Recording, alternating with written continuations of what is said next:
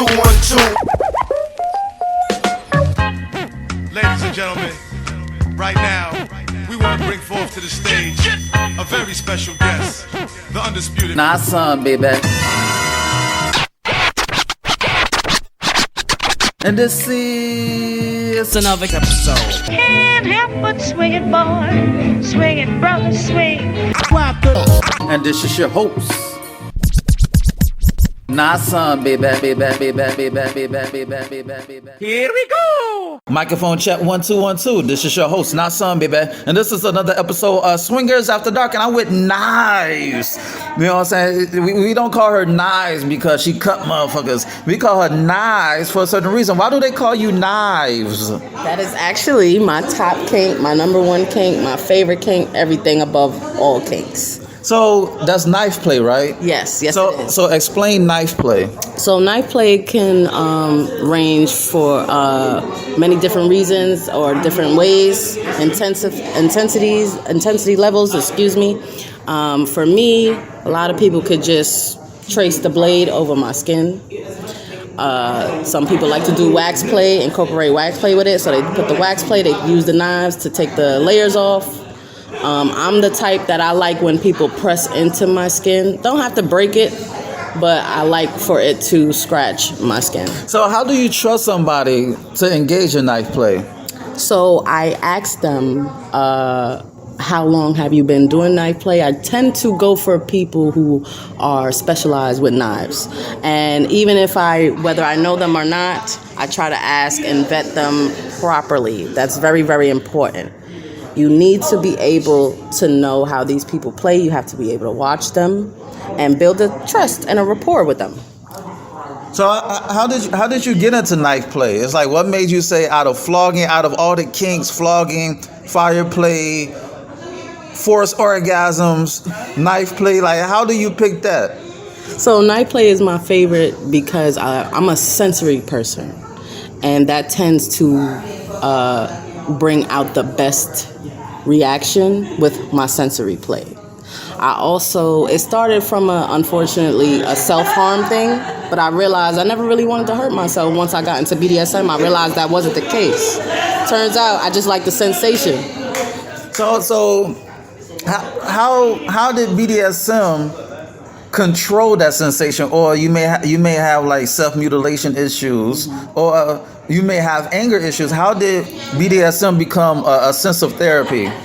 It became therapeutic for me because everything is controlled, everything is negotiated.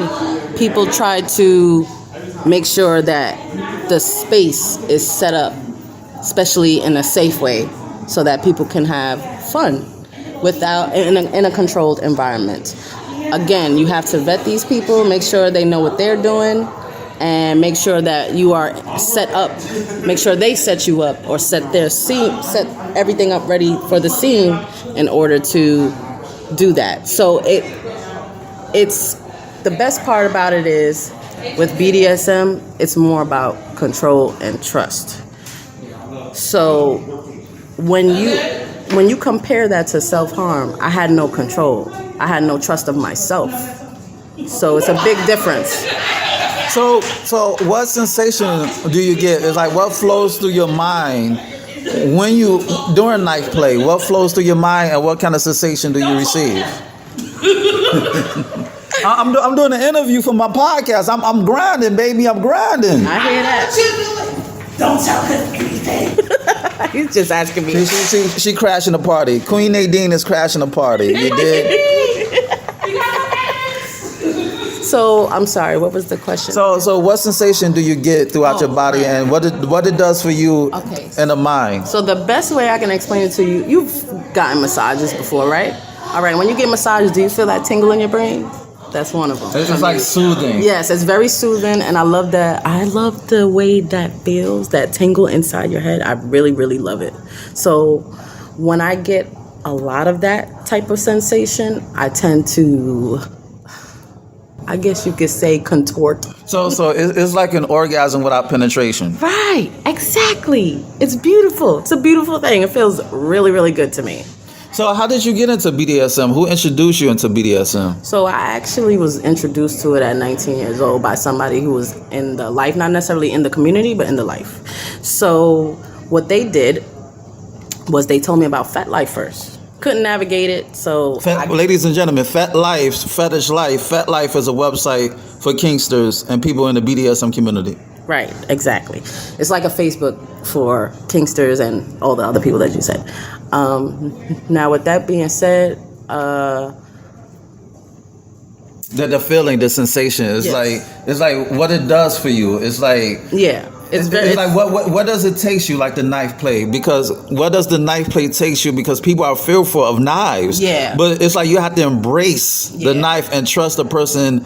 It's not going to cut you. It's not going to. It's like do harm to you. Right. So how do you develop that trust to the point where you want that person to give you that pleasure? How do you vet? Like, what are certain instances that you look for, or qualities rather? So first, what I do, if I don't know anybody personally, I ask somebody that I know if they know anyone that plays with knives or does knife play.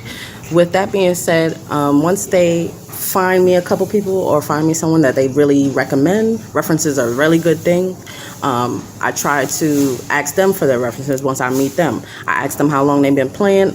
I ask them, do they clean their knives? What's the process? How do you do this? Do you do aftercare? I ask all those things. And I try to go by vibe too, because you can ask these questions all you want. But if you're not vibing with the person and the trust is not, developing, it's really pointless. And when you develop a chemistry with somebody, like you can feel the synergy from giver and receiver. It's like everybody's on one accord. It's kind of like I said, it's sex without penetration, and it's like everybody coming at the same time because you have that chemistry with that kindred spirit. You bonding with that person, right. So you really have to be around that person, and y'all know each other likes and dislikes. Mm-hmm. So what are your safe words? My safe word is actually mothballs, but to keep it simple, with people who are not. Well, you said mothballs? Mothballs, yeah. Mothballs. So where you get mothballs from? I don't know. I really like the smell of mothballs, and I said that's a very interesting word. I don't think I've ever heard anybody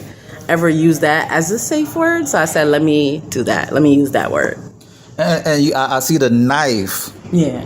You know what I'm saying, about your cleavage. It seems like, so when did you... It's a big part of my life. It's really a big part of my life.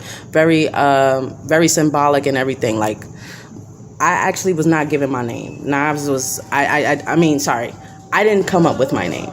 I actually thought it was cliche. I'm like, there's probably other people named Knives and the lifestyle, da-da-da. I'm really big on being unique and different. But somebody actually gave me that name. And it started to resonate with me because that really is my top kink. That kink literally, I get excited every time I see a knife. I'm like a collector.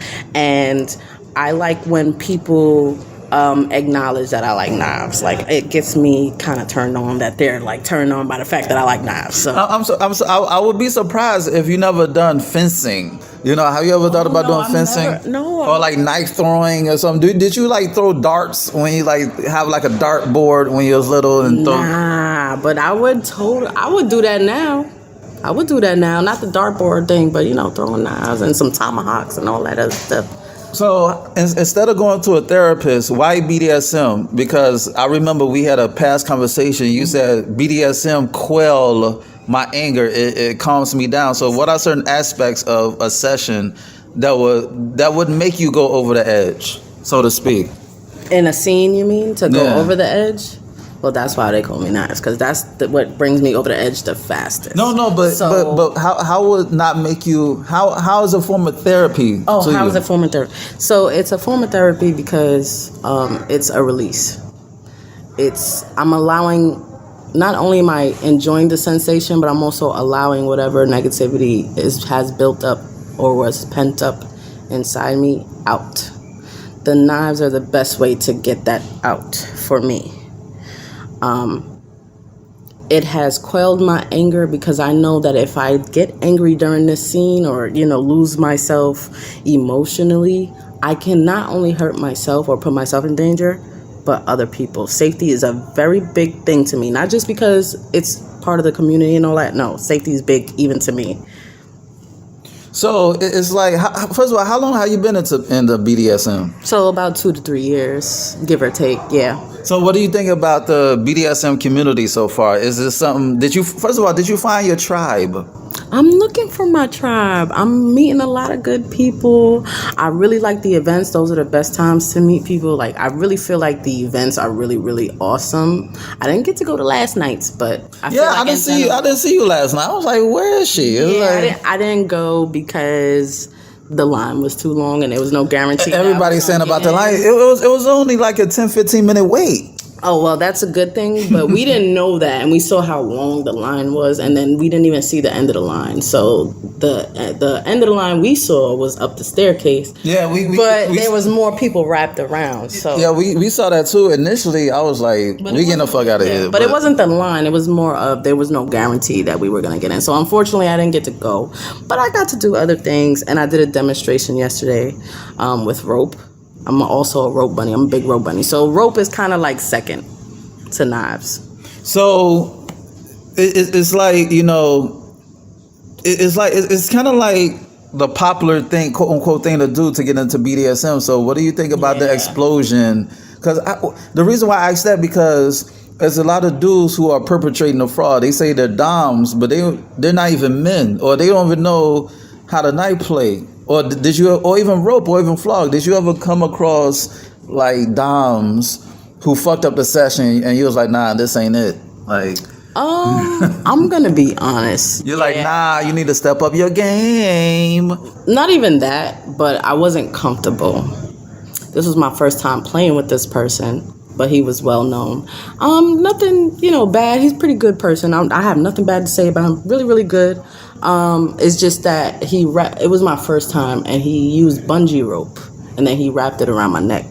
And you're not supposed to do that. Dang, he was gonna fuck around and kill you. You know what I'm saying? Like, snap your neck. It wasn't tight. On some lynching shit. You know what I'm saying? It wasn't tight, but still, that's like a big deal. You don't wrap rope around neck. So I never played with him like that again.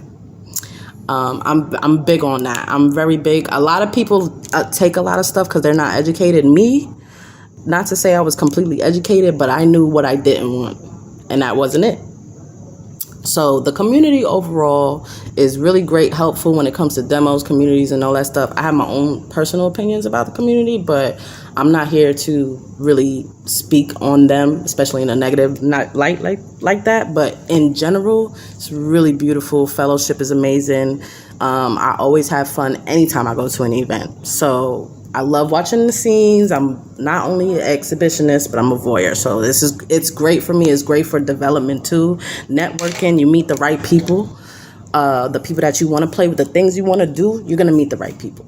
So how important it is to find a tribe, like a support system? Like, how important that is for you, especially when you see BDSM as a form of therapy. It's therapeutic. So how important it is to find a tribe? It's very important. No matter what anybody says, you're always going to need at least one person to support you. In this particular case, for me, I would prefer a tribe, and I am very picky with who I, deal with, because that actually changes the game for everything for you in this journey.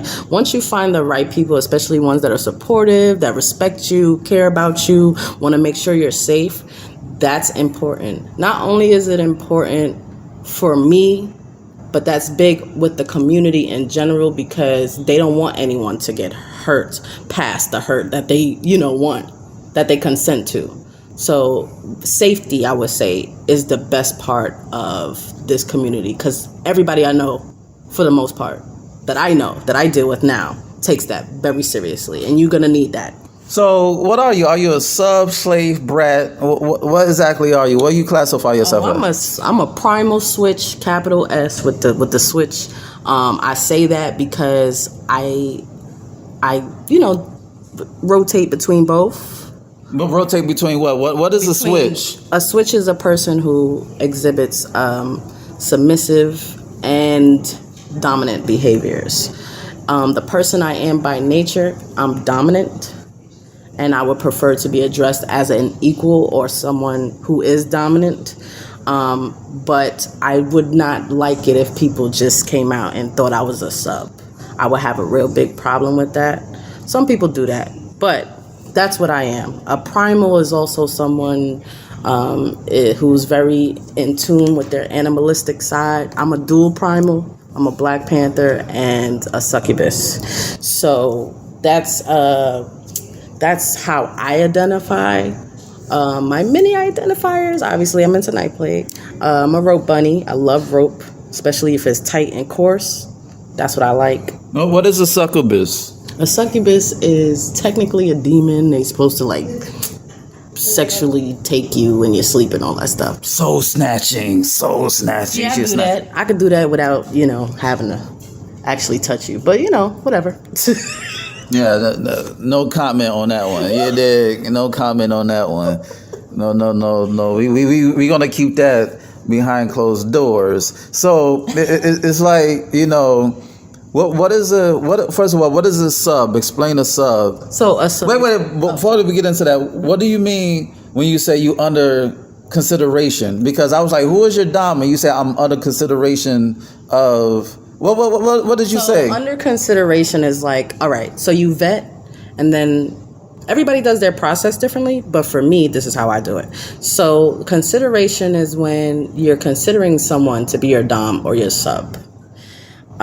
So you kind of act as if you don't give them the full 100%, but you kind of act as if they're your sub or they're your dom to see how that would work out. This is a step past or step up from vetting.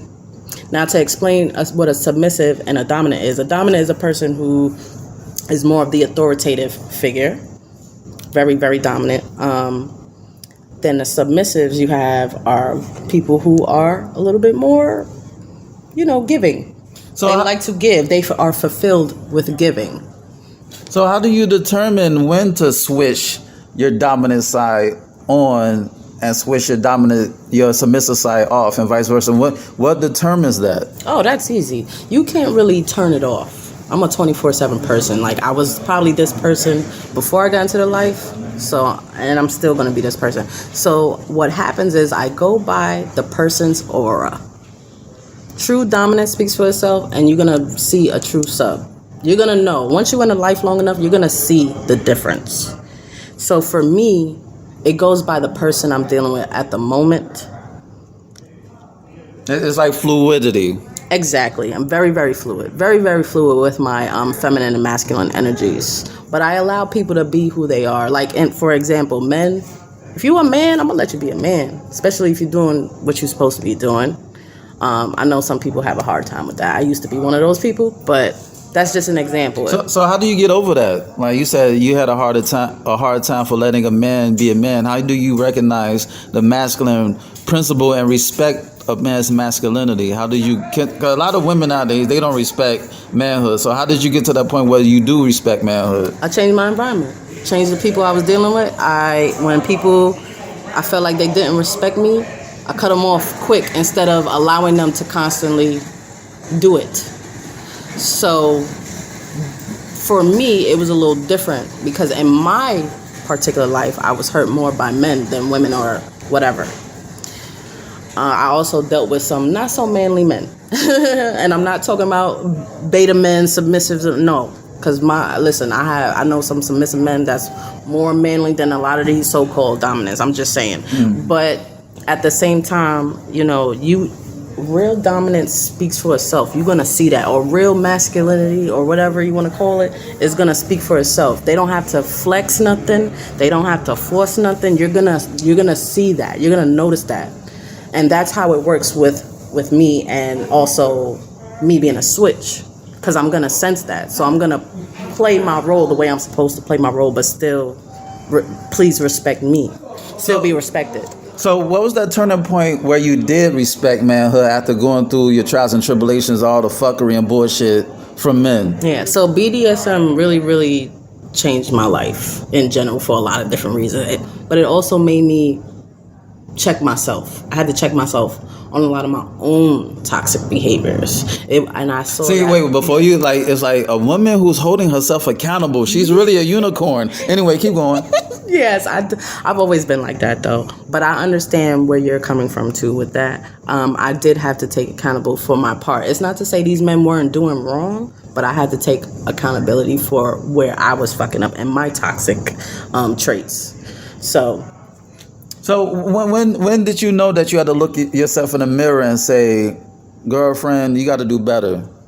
I think it's kind of hard to pinpoint. It's just like a feeling. It's like it's kind of hard to pinpoint, but I will say it definitely started. That journey definitely started the same time I started my BDSM journey. So what would you tell women who may be on some I hate men shit, they may be bitter, and when there's a lot of good dudes out there, what would you tell them? I would honestly say, don't even waste your time. All that hate you're gonna have for these men, that's gonna eat at you. Like really eat at you. Just change your environment. Try to go to places where you could meet people on your level, your caliber, or people that's a little, more. You know what I'm saying? You gotta level up. Yeah, you gotta level up. Exactly. You gotta level up. You gotta change but that's the biggest one. You have to change your environment, and you have to also don't beat yourself up when somebody hurts you. Don't do that. Don't take it personal. But what you need to do now is understand that person hurt you because that's something that they're dealing with internally. That has nothing to do with you. But also, please hold yourselves accountable, ladies, because I know a lot of women that don't hold themselves accountable, and I wasn't raised that way. So I don't understand that. I feel like if you're an adult, you're supposed to be accountable for your actions, period. Doesn't matter. Woman, man, trans, whatever. Doesn't matter. Non-binary, doesn't matter. You should, as an adult, you should hold yourself accountable. So that's my advice to women that's either coming to this game or just in general that hate men. And on that note, this has been another episode of Swingers After Dark, and this is your host, Not Son, baby. Check out my website at www.notsunblaze.com. That's www.nahsunblaze.com. And check out my ebook, Fuck. Yeah, if you heard right. Fuck, F-F-U-C-K. It's on Nook, Kindle, iBooks, Google Play. Go get it. It'll make you say, ow. And shoot me an email at swingpodcast@gmail.com. That's swingpodcast@gmail.com. Hit me up with any questions or concerns that you may have. Rate, share, subscribe, and comment on this podcast. Dig. And on that note, until next time, peace.